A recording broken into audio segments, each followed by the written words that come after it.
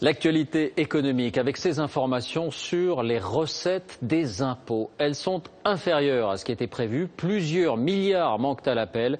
L'opposition y voit un effet de la saturation fiscale. Laurent Desbonnets, Guillaume Michel. Les impôts augmentent, mais ils rapportent beaucoup moins que prévu aux caisses de l'État. Il y a un an, le gouvernement tablait sur plus de 298 milliards et demi d'euros de recettes fiscales.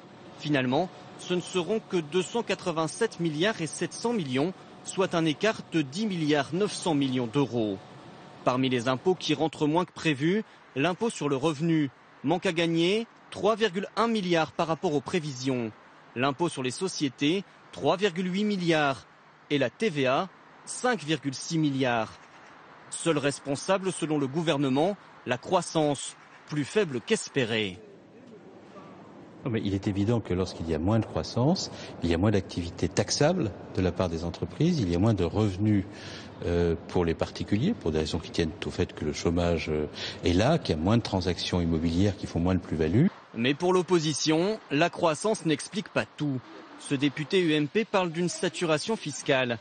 À partir d'un certain seuil, les hausses d'impôts seraient contre-productives, car les ménages et les entreprises feraient tout pour ne pas les payer.